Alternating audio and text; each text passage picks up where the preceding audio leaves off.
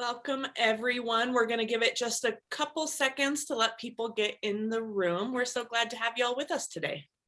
Bienvenidos a todos. Vamos a dar un par de minutitos para que todos se incorporen. Qué gusto verles.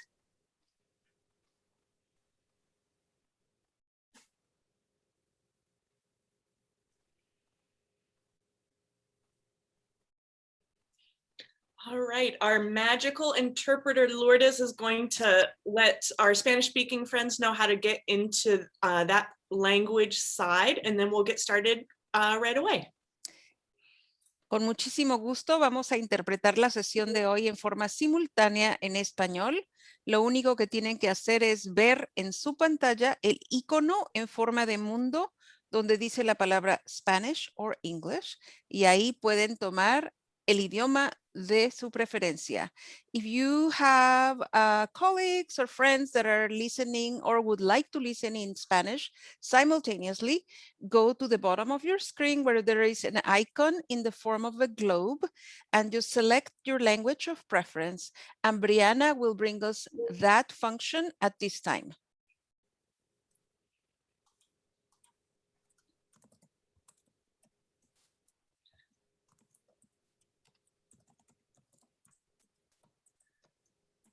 All right, Brianne, are we ready to go?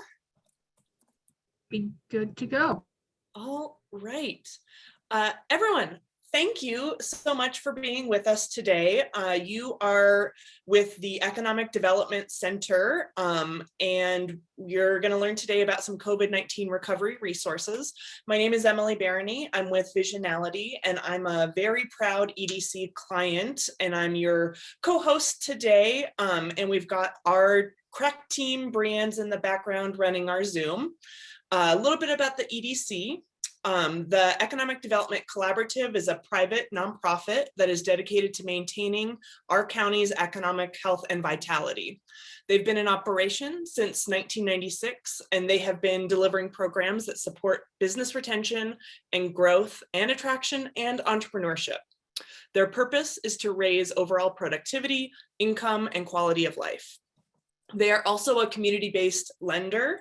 The EDC has funded $20 million in loan requests, created 1,200 new local jobs, and has maintained a commitment to reaching underserved communities, with 67% of their loans being awarded to minority and women-owned business. This will be my plug for the EDC. I got a Thomas Fire recovery loan. I'm not sure if my business would be in business if it weren't for the EDC. Call them. They are here to help. They've been with us all through this pandemic. Call them and we'll put their contact information in the chat. They've got a team of over 40 advisors. And like I mentioned, in 2020, the EDC engaged with 19,000 businesses across Ventura and Santa Barbara counties and provided more than 11,000 hours of free direct business consulting and access to capital. It is free. Your taxpayer dollars have already covered the cost. And like I mentioned, I'm a very proud client. They are truly incredible. They also are a host to an SBDC, and it's funded in part by the Small Business Administration. And our presenter today, Dr. Alex Wright, is from the Los Angeles District Office. And she's going to be here today to tell us about the Restaurant Revitalization Fund. I'm going to pause for a minute to do a little bit of housekeeping. This is structured as a webinar, so everyone's cameras are off and you are muted. This is being recorded, and you will get an email with a link to the recording. And if we mention any resources today, we'll also include those in the wrap-up email. One thing, we are not going to share the slides because this information changes so rapidly. So instead, we're going to direct you to the EDC website because it is continually updated. So what we don't want to do is give you something that we know is going to change possibly by tomorrow. Please submit any questions using the Q&A feature at the bottom of your screen. If you put it in the chat, our friend Brianne will remind you to put it in the Q&A. It helps us not lose any of those questions. And if you are dialing in via phone today, you can submit questions via email. So get a pen ready. You can email questions to webinar@edcollaborative.com. Again, that's webinar@edcollaborative.com. So if you're calling in by phone, you can email us any questions because you don't have access to the Q&A. If you have any tech issues, please put those in the chat. Like I mentioned, Brian is standing by to help you with anything you need. And at the end of the webinar, like I mentioned, we will share the phone numbers for our business assistance line that offers support in both English and Spanish to businesses of all sizes. And with that, I'm really excited to introduce Gloria Elisa Martinez, the Economic Vitality Manager for the County of Ventura. We are so glad to have you with us. Thank you. Thank you so much. I just want to say a quick thank you. At the County of Ventura, we do have an Economic Vitality Department, and we are focused on really bringing together all of the resources that are in our region to help support economic vitality and improve quality of life for the residents of Ventura County. And so this seminar is an amazing, a really good example of the private-public partnerships that really support our region.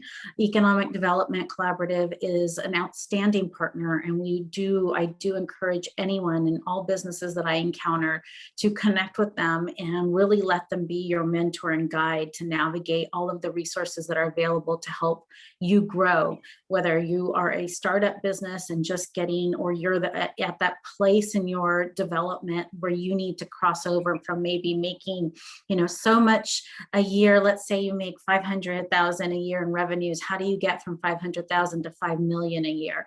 EDC can really help bridge the resources that you need, the efficiencies, the even so much as the supply chain, the vendors, the capital that you need to get from point A to point B. So please connect with them even outside of this.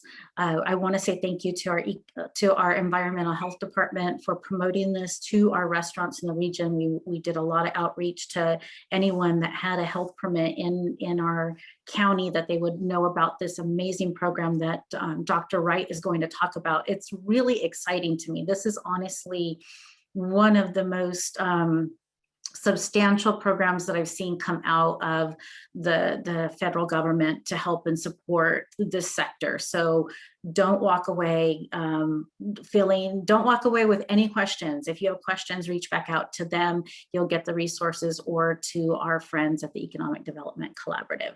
And I also just want to say thank you to Visionality for putting together such a high quality seminar and being able to really just present the information in a way that makes it easy to understand. And then a quick shout out to our host, Tracy from Economic Development Collaborative, for helping us promote and communicate and reach out and touch and answer questions to all of our businesses. So thank you to our phenomenal partners. And with that, I'll go ahead and let's get on with the information you've come to get. Thank you so much, Gloria. We are so glad to have you with us. And I'm going to shoot it right over to Dr. Wright, who is our presenter for today. Take it away, Alex. Thank you, Emily, and thank you, Gloria. On behalf of the Small Business Administration, Los Angeles District Office, I'd like to welcome everyone here and again thank our partners, our resource partner, the EDC Small Business Development Center, as well as Ventura County Economic Vitality Team. We do serve Los Angeles, Ventura, and Santa Barbara counties, so that's why we're here today, to share this important information. So without further ado, I'm going to go ahead and share my screen and we'll get into this presentation. I did notice a question right off the bat that I can go ahead and answer, and that is that if you were delayed in your opening of your business in 2020 because of COVID-19 closures, you are eligible for this funding. So please do stay tuned, and we'll get to that part in a few slides. So the agenda today, we're going to go through what is the Restaurant Revitalization Fund. We're going to walk through eligibility. We're going to identify and better explain the priority application period for particular groups. and we're going to walk through the financial documents that you'll need for your application.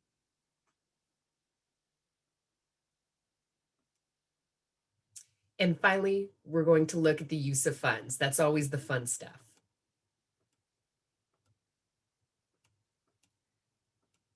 So as many of you know, the American Rescue Plan Act came into effect on March 11th. And through that act, Congress appropriated $28.6 billion to the Restaurant Revitalization Fund.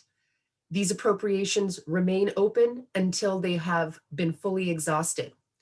At this point in time, we have received over 147,000 applications, and applications will be closing this Monday at 8 p.m. Eastern Standard Time. So that's 5 p.m.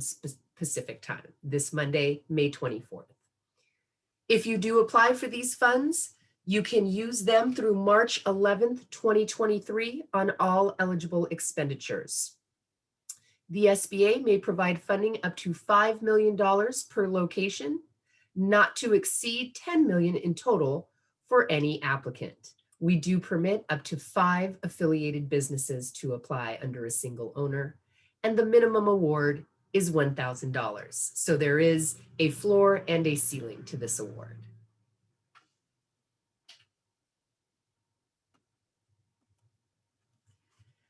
As with all of our SBA programs, we define small businesses as those entities with 500 or fewer employees.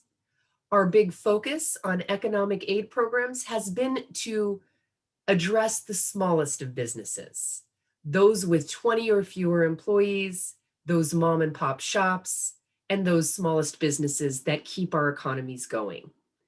Outside of those the size restriction of 500 employees or less, this funding opportunity is open to all traditional incorporated businesses, including C corporations, S corporations, partnerships, and LLCs. This opportunity is also open to sole proprietors, self-employed individuals, and independent contractors, along with tribal businesses.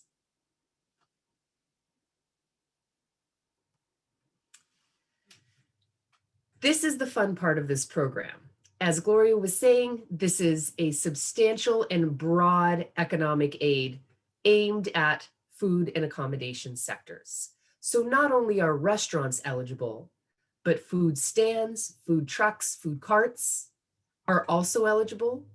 Caterers, bars, saloons, and taverns. Snack and beverage bars, such as coffee shops and ice cream shops, are also eligible, as well as entities that participate in wholesale production, but can prove that 33% of their gross sales is derived from on-site food and beverage sales to the public. So that would include your bakeries, your breweries and microbreweries, your wineries and distilleries.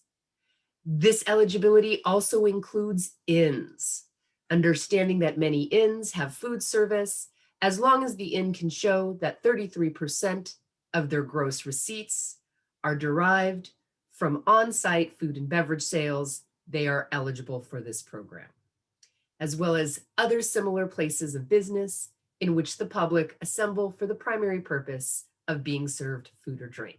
So quite a broad spectrum of eligibility here. We do have set-asides for those businesses earning less than $50,000 in gross receipts, as well as set-asides for those with less than $500,000 in gross receipts, and with those between $500,000 and 1.5. That is on a slide that we'll get to in just a little bit. You are not eligible if your entity is a state or local government operated business, if you own more than 20 locations as of March 13th, 2020, if you have a pending application or have received funding through the Shuttered Venue Operator Grant, you are ineligible for the Restaurant Revitalization Fund. You cannot apply for both the Shuttered Venue Operator Grant and the Restaurant Revitalization Fund. You are ineligible if you are a publicly traded company or if you have permanently closed your doors. We do understand that there were temporary closures through 2020. We do not consider that a permanent closure. So if you were closed due to state or local pandemic closure restrictions, we consider you still open unless you have permanently closed your doors, not to reopen. This funding opportunity is also not available to nonprofits. And again, it has a minimum funding floor of $1,000, which we will explain in just a little bit when we get to our calculations. So again, considering the broad access that Congress intended with this funding program, it includes eligibility if you have filed for bankruptcy. If you have filed for a Chapter 11, 12, or 13 bankruptcy, and you are currently operating under an approved plan of reorganization, you are eligible.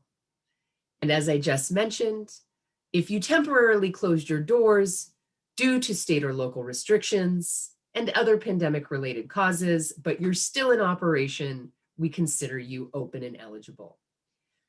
You are not eligible if you've permanently closed your doors, or if you filed a Chapter 7 bankruptcy, or if you filed a Chapter 11, 12, and 13 and are not currently operating under an approved plan of reorganization. Franchises are eligible for this funding. Please do check the SBA franchise directory. You must be listed on there in order to be eligible to apply for this funding. You can check to see whether or not you are listed on the SBA franchise directory in the actual portal when applying, or you can take a look at it beforehand. If you would like to be included in the SBA franchise directory and are currently not included, you can send an email to franchise@sba.gov with your franchise agreement and other required documents. So in general, if you have applied for the Paycheck Protection Program, you remain eligible for the Restaurant Revitalization Fund. However, if you have a pending PPP application in the system, you are required to withdraw that prior to applying to the Restaurant Revitalization Fund.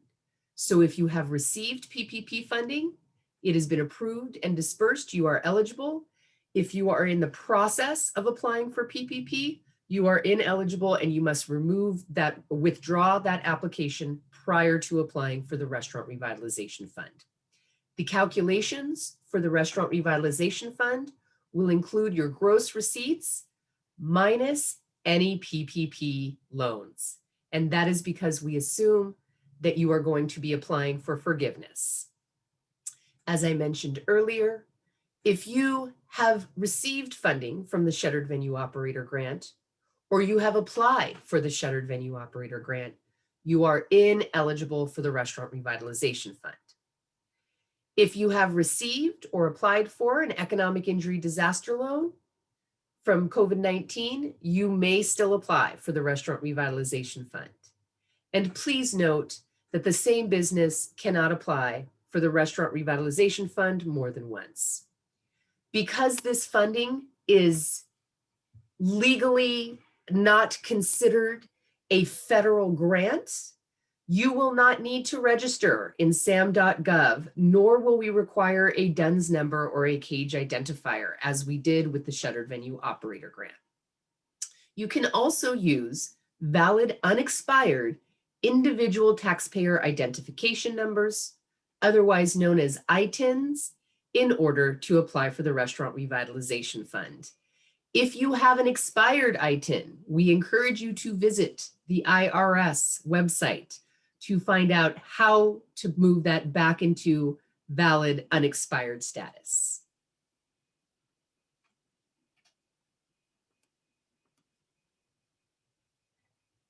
As I mentioned, if you are applying for the Restaurant Revitalization Fund, any PPP funds you have received will be subtracted from your final funding amount. While in the portal, you will be reconciled using the same tax identification number that you used to apply for the PPP as you do for the RRF. So you must use the same tax identification number. You will be verified, as I just mentioned, using this tax identification number, be it an employer identification number, an ITIN, or a social security number. So again, you must use the same tax identification number that you used on your PPP loans in order to be verified for the Restaurant Revitalization Fund. If you applied for multiple PPP loans using different employer identification numbers, you must provide all of those tax IDs that you used. And as I mentioned earlier, if you choose to apply for the Restaurant Revitalization Fund, you must withdraw any outstanding PPP applications. And once again, you are ineligible for the Restaurant Revitalization Fund if you have applied for the Shuttered Venue Operator Grant.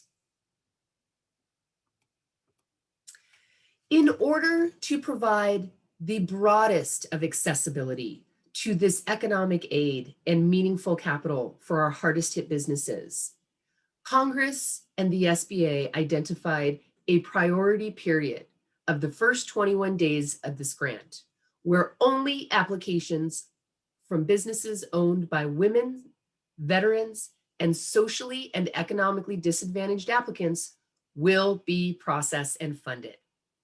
This grant opened Monday, May 3rd, and we are currently within the 21-day priority period.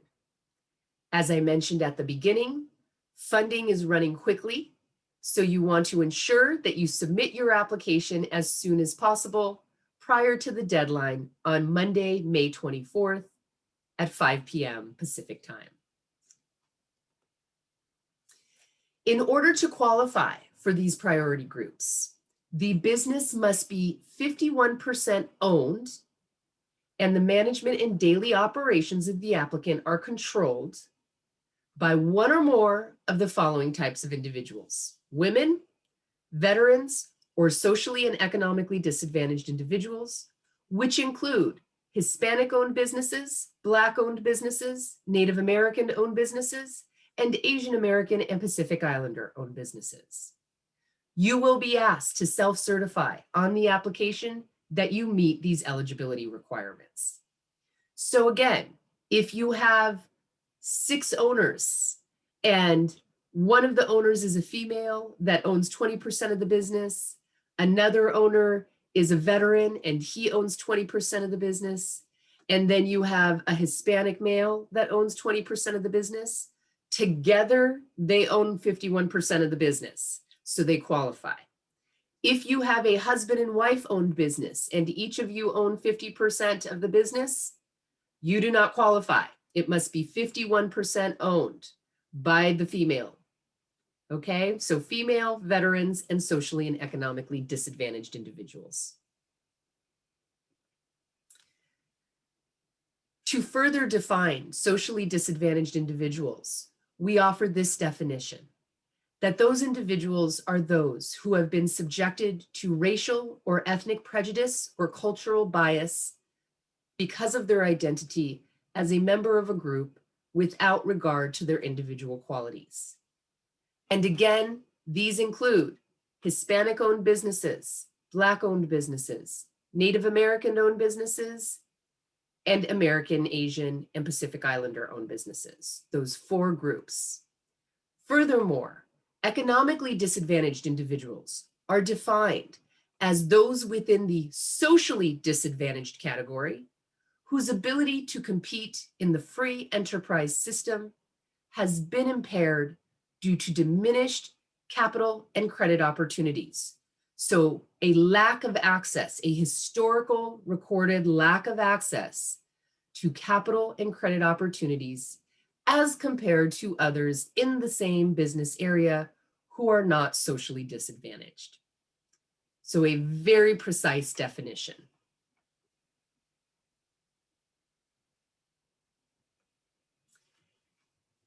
If you reorganize your business for the purpose of qualifying for this priority period, you will be disqualified from the Restaurant Revitalization Fund. Okay, now we get into the calculations. So most of you will fall into this first category. If you were in business as of January 1st, 2019, you're going to use this formula to calculate your Restaurant Revitalization Fund. Think of it as filling the gap between expected revenues in 2020 based on 2019 actuals and what you actually pulled in 2020 following the pandemic closures. So this funding is intended to fill that gap between expected revenues in 2020 and actuals. So you're going to look at your 2019 gross receipts.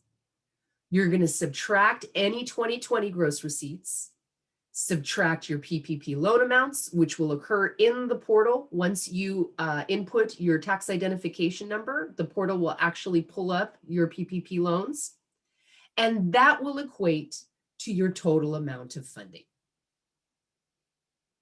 Now, in order to encourage and provide access to a large section of the population, we do provide for 2 additional types of calculations, depending on when the business opened. So if you began operations partially through 2019, you can use this calculation, such as if you were only open for 3 months, say, you're going to calculate your average monthly gross receipts for those 3 months. Then you're going to times that by 12. So we have a good idea of what you would have expected to pull in from your gross sales on a monthly basis. Then once again, you're going to subtract any 2020 gross receipts and your PPP loan amounts, and that will equate to your total funding amount.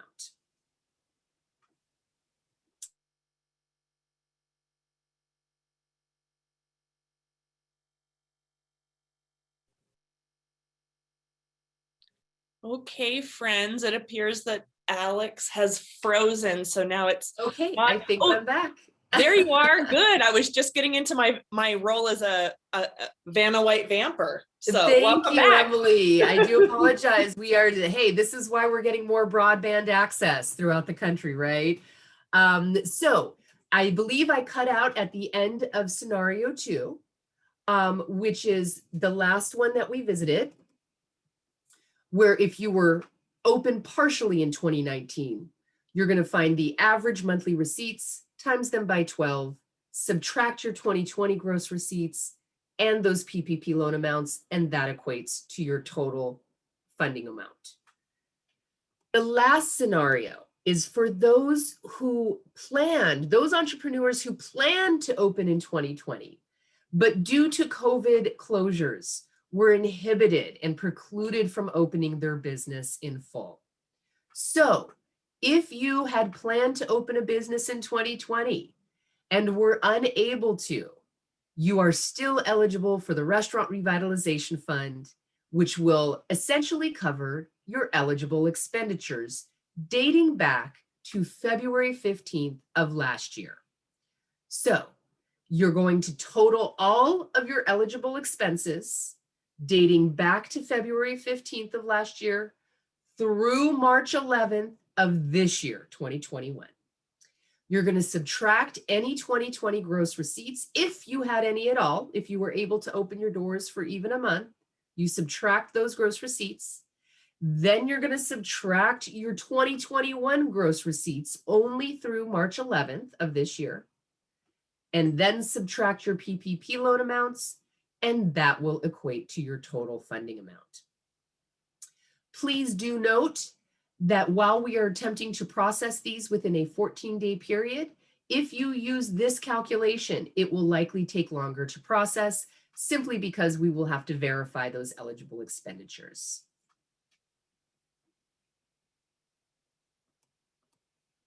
So what do you exclude from gross receipts? Again, don't include any PPP funds. Don't include any SBA Section 1112 payments. Do not include in your gross receipts any economic injury, disaster loans, or idle advance, or targeted idle advance, or any other grant funds received through the CARES Act. Do not include any state or local business grants, and do not include any FRRP appropriations. So all we are looking for is the sum of your gross sales, those gross receipts that you pulled in 2019, 2020, and for those who qualify or need to, 2021. So again, in order to provide the broadest of access, and with every iteration of our economic aid programs, we do get more efficient and more effective at this. There are 3 ways to apply for this funding.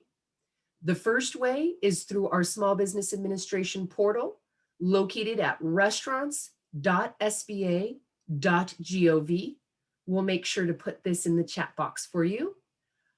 You will need to register in this platform first. It will verify you using a cell phone or an email, and then you can go into the portal and fill out your application.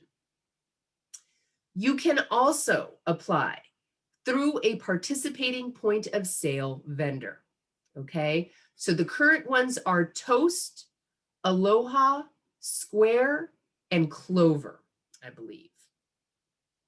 And then finally, we are offering telephonic applications for those who do not have access to the internet or to computers. Telephonic assistance is available in over 25 different languages.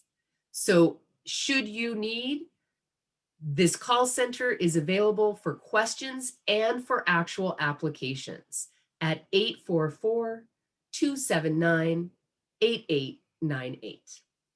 Please do note that these telephonic applications will take longer to process. So in order to apply, you're going to be asked to sign SBA Form 3172, which is the fund application. You will be asked in the portal to also sign IRS Form 4506T.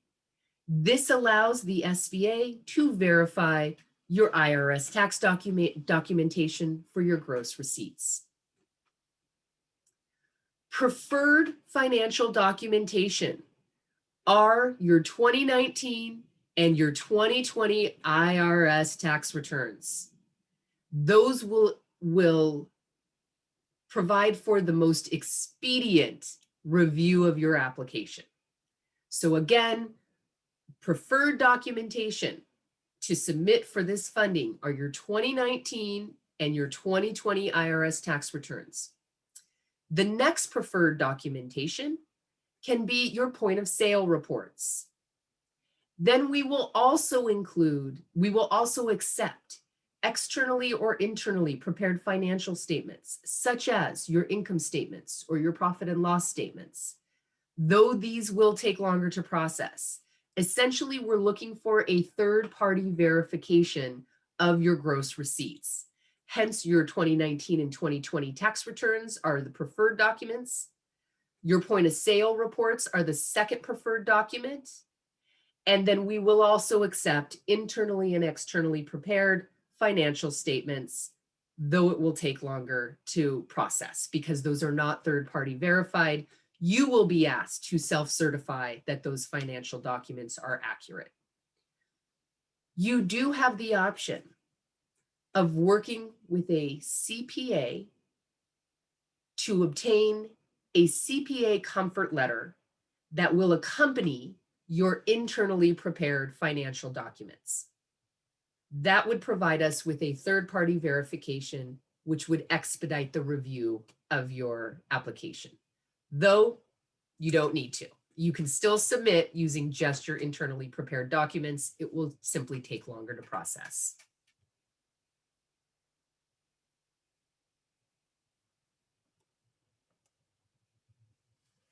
So as we mentioned at the beginning of this session, we have SBA subsidized resource partners in every local area. The small business development centers are one, women's business centers are another one, veterans business outreach centers are our third type, and our fourth type of partner is our SCORE mentorship offices. If you are looking for technical assistance on this, we highly encourage you to reach out to our resource partners. You can find them by going to sba.gov/assistance. And luckily here on this webinar, you have been engaged with your local Small Business Development Center, hosted by the Economic Development Collaborative and serving both Ventura and Santa Barbara counties. And I'm sure that website will be in the chat box for everyone so that you can quickly access services to the EDC SBDC. As I mentioned earlier, we do have a call center hotline that was established for this program.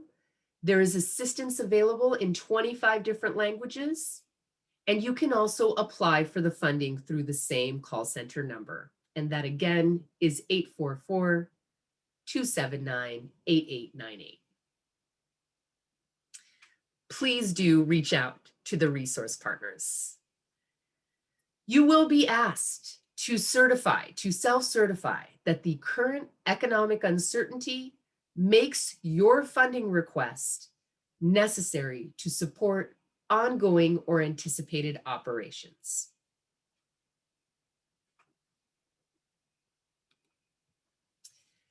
And finally, again, to review before we get into the eligible expenditures, best practices. Please, please, please treat this as a serious assignment. Provide complete documentation. If you do not include your full financial documentation, your application will be rejected and you will need to start all over again.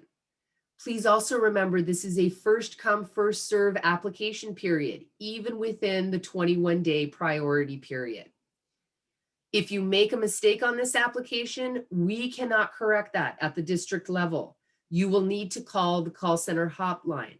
So please, please do ensure that all information on your application is correct and accurate, including your tax identification numbers, your financial documents are attached, your bank account information matches the name of your business, and the routing and account numbers are accurate. Please do leverage those resources at the EDC SBDC. We also have a women's business center serving both Ventura and Santa Barbara County areas, and you can find them through the website weaveonline.org. And I'm sure we'll get that in the chat box for you as well. That's wev-online.org. And again, if you intend to apply for PPP, complete that application before your Restaurant Revitalization Fund application, or withdraw it if it's currently in process. Okay, so the fun stuff finally. How can we use this money? So there's quite a broad categorization of eligible expenditures, including both your variable and fixed expenditures.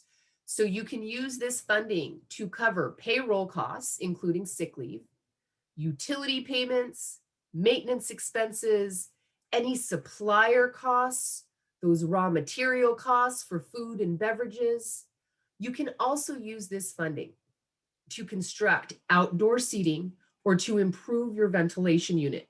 You cannot use this funding for any other construction expenses. So you cannot build a drive-through, nor can you simply expand your business with these funds. They must be used to construct outdoor seating or improve that ventilation system. You can also use the funds for any debt obligation you have to make current payments. You are not permitted to prepay any debt service, but you can make current payments on mortgage or other debt you have. And then finally, you can use these on all your traditional fixed cost expenditures. So any insurance fees, marketing, licenses, legal fees, point of sale equipment, etc. And please do note that eligible expenditures date back again to February 15th of 2020.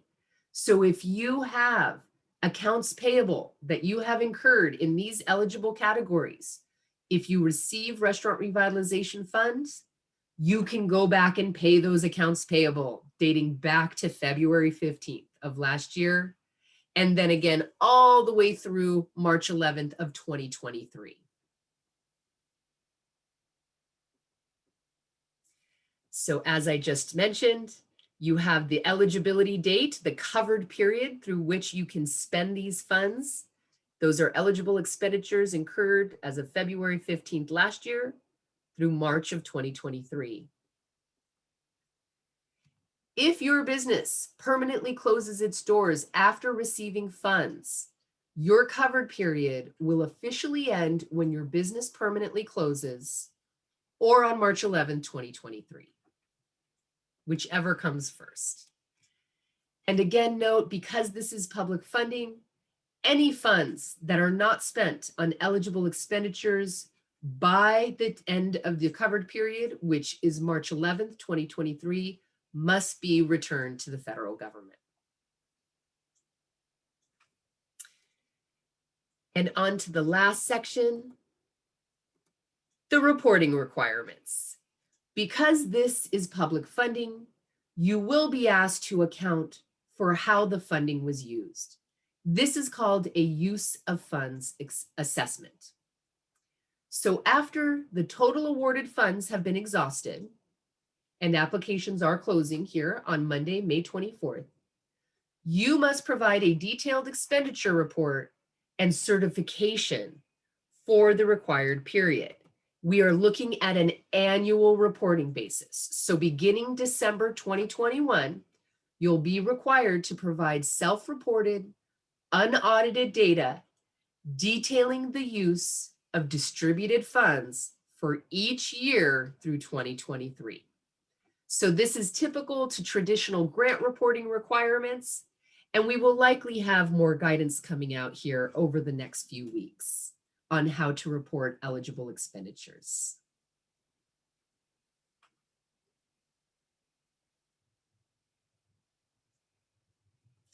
Okay, and with that, we'll put up some important contact information. If you are looking for any information on this program, you can find it at our website at sba.gov/restaurants and in Spanish at sba.gov/restaurantes.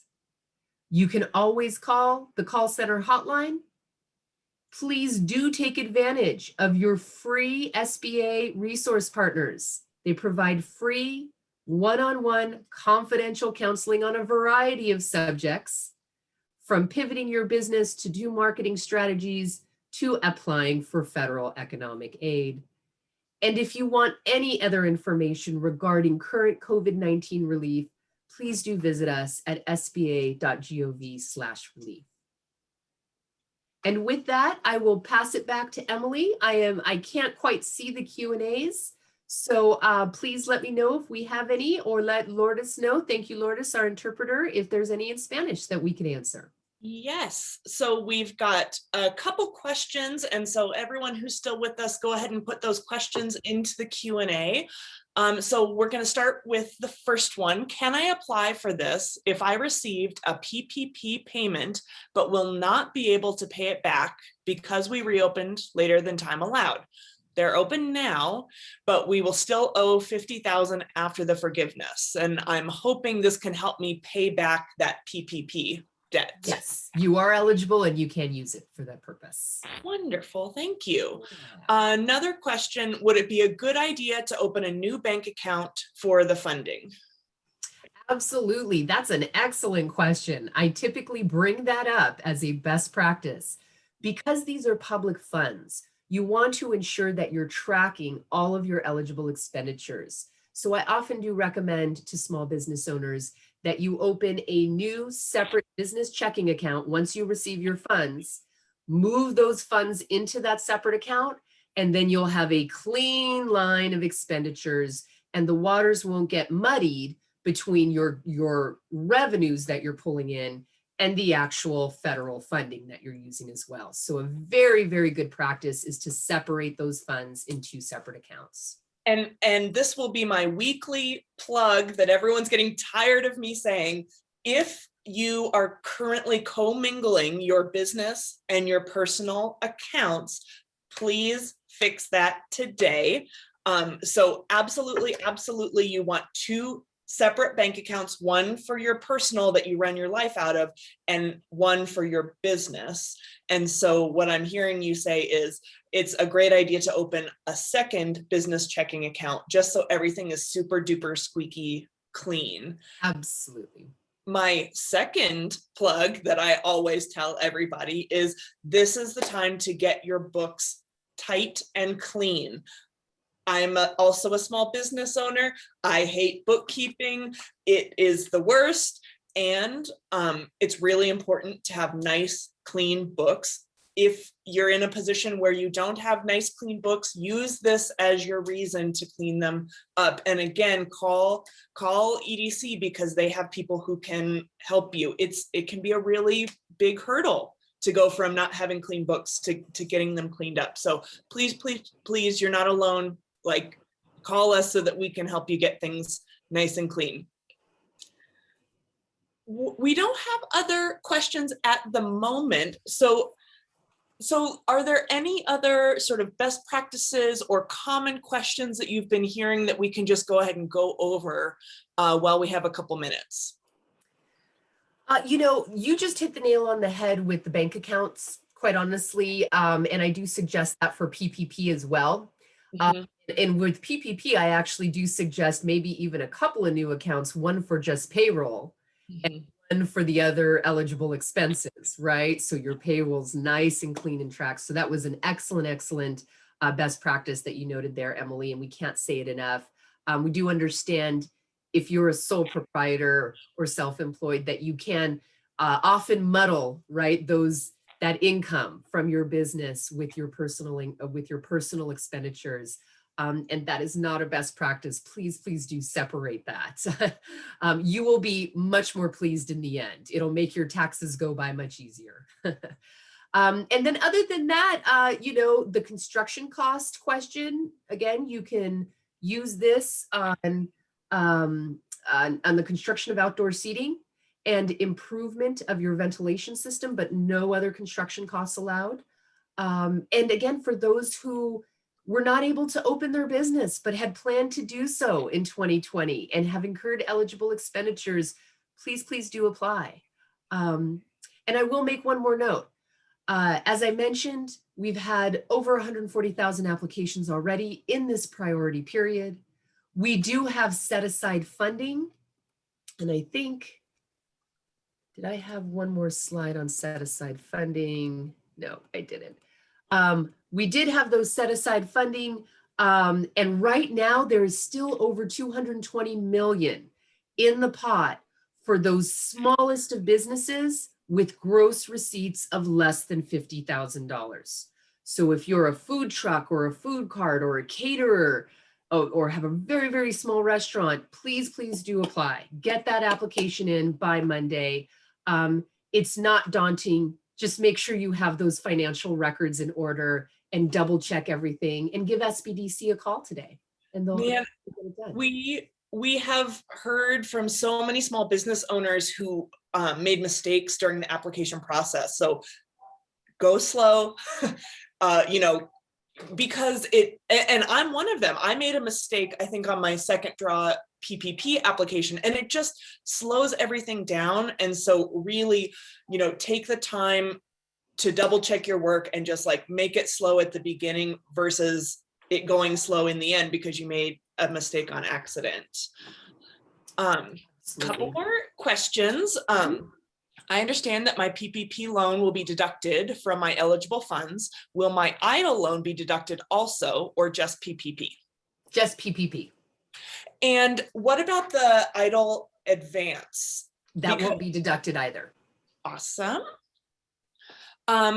If we have been operating prior to 2020 and we couldn't in 2020 due to COVID, such as community events, and now want to open a food truck since community events are still not running, can we apply for this funding to get started again in mobile food? Unfortunately, this funding does not account for a full pivot of your business model. So you would be eligible if the business that you opened in 2019 that closed for, obviously the context was community gatherings in which you were providing your services. We would accept that you closed temporarily because of all of these restrictions, but you would have had to reopen here in 2021 in the same business model. So yeah, unfortunately, you know, that'll be the next part of economic aid, right? Is the consideration of full business model pivots, but this one at this time does not. So you need to be in the same business essentially. Thank you. Can payroll expenses and other eligible expenses used for both? Sorry, this question doesn't make sense to me. I think what they're asking is, can we use both PPP and RRF for payroll expenses? You can use them for the same, you can use them to cover payroll, but you cannot double count. So you can't use PPP to pay your payroll for 2 weeks and then use Restaurant Revitalization Fund to say that you paid for the same 2 weeks, right? So they can both be used for payroll, but no double counting. And that goes for all SBA programs. So your economic injury disaster loans, your shuttered venue operator grant, Restaurant Revitalization Fund, you can use them for similar expenditures, but you can't double count and pay for the same expenditure with both sets of funds. So as an example, I can't pay this pay period with say I used two sets of funds to pay for this pay period, but I could use one for last pay period and a different one for this next coming pay period. You are correct. Can you drill down a little bit more about what the approved construction expenses are? We have a question that says, if a business had construction expenses in 2020, just as it was starting, can this be included as a qualified business expense? And I asked a couple follow-up questions. So it sounds like improvements, and they said restaurant fixtures. So two qualifications with that. The first is the expenditure must have been incurred after February 15th, 2020. But it could only be for construction of outdoor seating and ventilation improvements. So if it was general aesthetics, no. Got it. So after, you said February 15th, 2020, and it can only be outdoor seating, ventilation. So if anything other than that doesn't count. Correct. Follow-up question, is depreciation included? So I would need a little more information on that question. Yeah, so go ahead and put that, maybe give us a little more information about what you mean in the Q&A, if you would, please. We've got a couple people with their hands raised. So if you raised your hand because you want to ask a question, go ahead and type it into the Q&A. And what else? What else are we're out of our questions now again. Are there things that we always tell people to do that we forgot to mention? I think it's pretty covered as evidence of not very many questions. So we did a delightful job. Yeah. Oh, hold on. We got one. Okay, we have a few more questions. The follow-up to depreciation, I read that on the website about depreciation. It is included, but I just wanted to hear it from you. I am no better than that website. Read on that website, you can take home with you. Yeah, and I think, Brian, let's go ahead and put all of that contact information back in the chat so that you can maybe call that phone number as you're filling out the application or whatever, just to make sure that everyone knows what's going on. And those two websites, please. Mm-hmm. All Yes. of this information is located in those websites. It has a great checklist. I think there's some frequently asked questions up there too. Great. What about replacing our hood with a larger exhaust motor? Would that qualify? Is that? So I would have to reference the website's FAQs. We might have to post that one. Like, do we know what the definition of ventilation is? I'm sure there's a definition for Typically HVAC systems Mhm. or internal air conditioning and heating. So for the hood, that's the only reason why I Mhm. hesitate, simply because that's not technically part of your HVAC system. Got it. So Call that call center and I bet they'll be able to answer that. awesome. All right. I think we have come to the end. Quick, everyone put additional questions in the Q&A. Dr. Wright, you're delightful. Thank you so much for joining us today. You know, on behalf of the EDC, I want to just say, you know, small business owner to small business owner, this has been really, really hard, and you're not alone. And there is going to be another side of this. I know personally, I felt like I was just kind of figuring out how to run my business. And now we're coming out of the pandemic, and now I have to relearn how to run my business in this post-COVID world. So I just want to say, again, you're not alone. This is hard. And that's why the EDC exists and the SBDC. So please reach out to us because you don't have to do it alone. And one follow-up, yes, the call center is that 844 number. So, and Brian, let's go ahead and put the EDC phone number in the chat as well. So any parting words, Dr. Wright? That's it. Thank you so much. And thank you again on behalf of the SBA Los Angeles District Office. We appreciate the entrepreneurs here in Ventura County. And as Emily so eloquently said, you are not alone. We are here and we are here to support you. These are your public funds. So take advantage of this assistance, right? You pay for this, you own it. And please do take advantage of it. And thank you so much for your time and attention, and get those applications in. So I have two things. We have one more last minute question, but I wanted to just share, like, I was so embarrassed to ask for help after the Thomas fire. I was humiliated that, you know, everyone thinks that I'm this great business owner in our community, but I need help. And so I just want to say, like, our community is better because of the small businesses that operate within it. And so, like, don't feel any kind of way about asking for help and accepting these programs, because small businesses are the heart of our communities. We are stronger because of you. So I just wanted to kind of share that I had lots of feelings about it. And I'm just so glad that I finally reached out to help, asking for help. We have one more question. More about those construction costs. So one person was remodeling the same location, and is that approved? So it sounds like only if it was for, again, outdoor seating. So if your indoor seating was closed and you needed to sort of build something outside, then that counts, but not indoor seating or sort of, you know, changing the doorknobs or the carpet or whatever on the inside. And ventilation, which would typically be HVAC or heat. Did I get that right? You're hired, Emily. Thanks.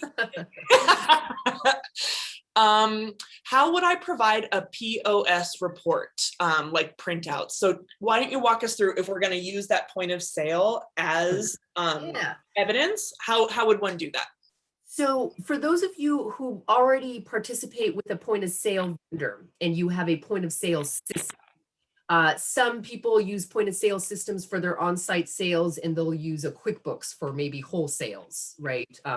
Off-site sales or wholesale stuff. Those reports are digital.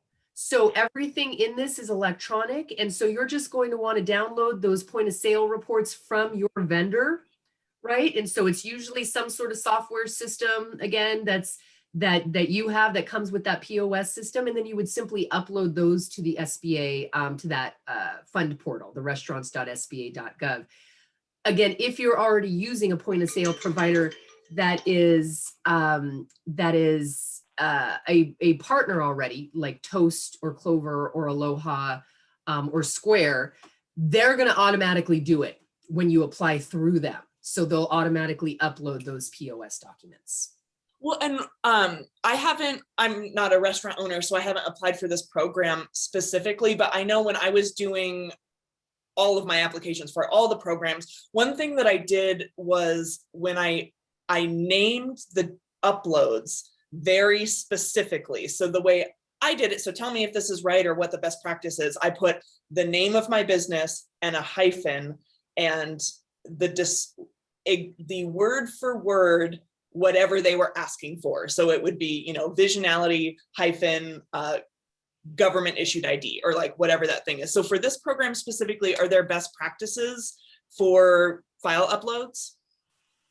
I think you just named it. Remember, these are just human beings that are reviewing these applications, right? So the more concise and as well as detailed you are, the easier it is to review.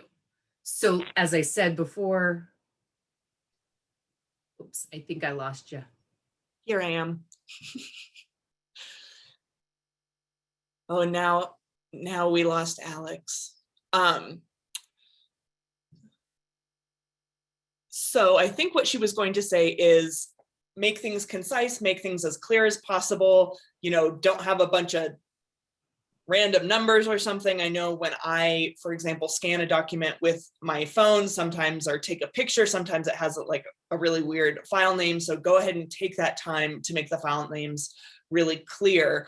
The other thing, I remember we had issues, I think, with PPP applications where applicants weren't taking nice scans of their documents.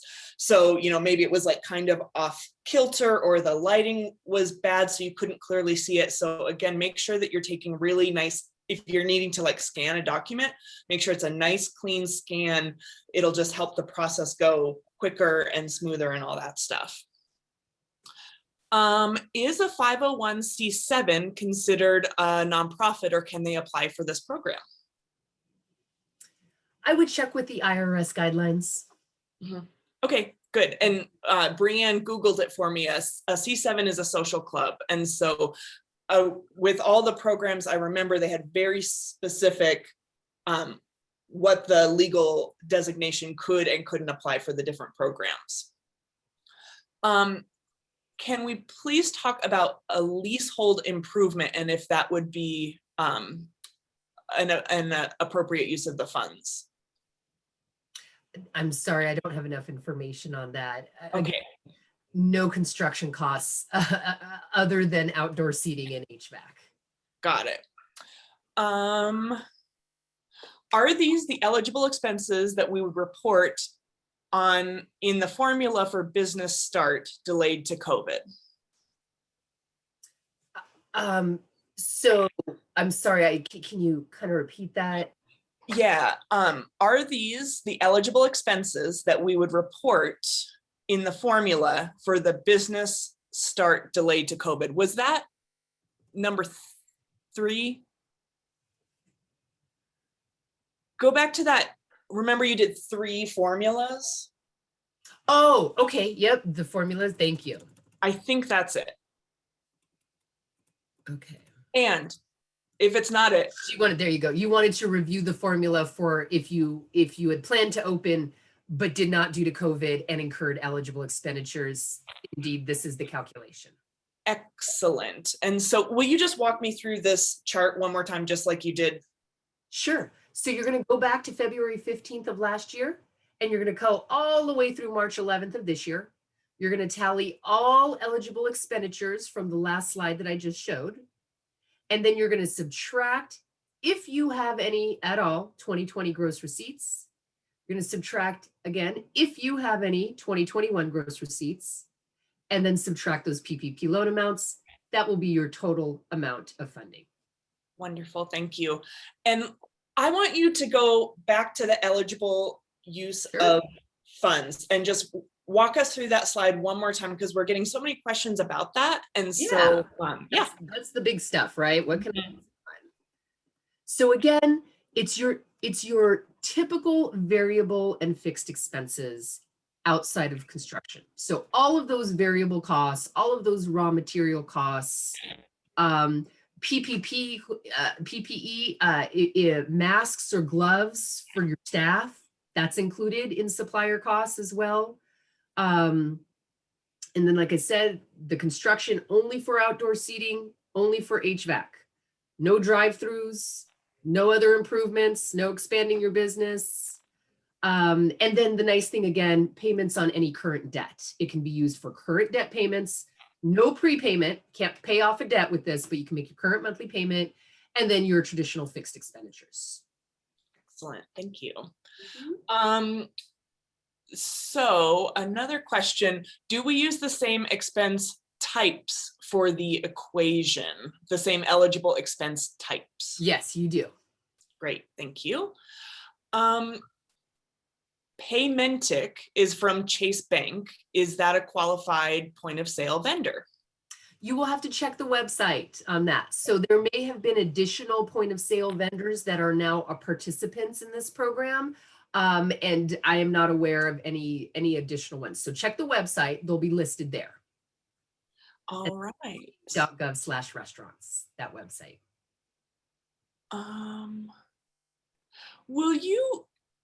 Will you hop in the Q&A really quick? We've got a question that I don't quite understand what the question is, so I just wanted another brain on it and see if we can figure out what the question is and see if we can get an This answer one to it. about outside? Yeah. Yeah, I'm sorry, I need more clarity on that. Okay, so see if you're able to, if that was your question, see if you're able to rewrite it in a different way, and we'll try and get you an answer as best we can. You know, Go I ahead. think I understand what he's saying or what the person is saying. Do we improve, can we improve our outside before we build outdoor seating? And again, no, there's no aesthetic construction allowed. You can build your outdoor seating, but any type of aesthetics, that's not permitted. Got it. So this is a follow-up question again about construction. If you owe the owner of your building, so you are leasing your restaurant space and you owe the owner, hop back in that Q&A. You are the owner,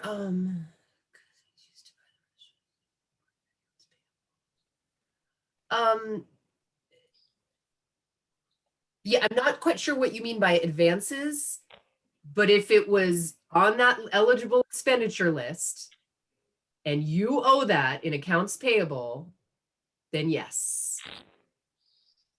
Excellent. Raw material, yeah, that's fine. If it's for raw materials, yeah.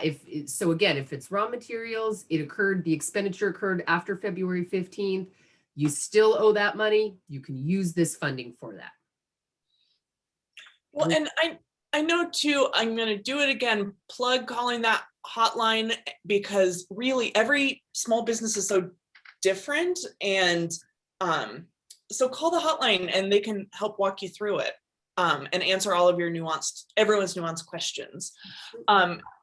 Does payroll cost, including employer paying taxes, associated payroll expenses? So I think the question is, does that payroll cost allowance include the employer side of the taxes? The taxes, you want to check the website for that. There's more detailed explanations, but in general, it's your payroll costs plus the sick leave. Yeah, I'm sorry, I don't know the answer to that, but that's sitting on the website in terms of taxes. And I'm trying to remember If what PPP was did. I think eligible in we allowed it. We typically go through precedents, so. Okay, once again, we've come to the end of our questions. So I think we're going to close this down. You all will get an email from us with a link to the recording. Because you are at this webinar, you'll get an invite to our future webinars. And we just really appreciate all of y'all spending some time with us. And thank you so much to Dr. Wright. We really appreciate you. Not a problem. Thank you, Emily. Great. Thank you, Tracy. Thank you, EDC. And most of all, thank you, Lourdes, for providing the great interpretation. Yes. Have a great day, everyone.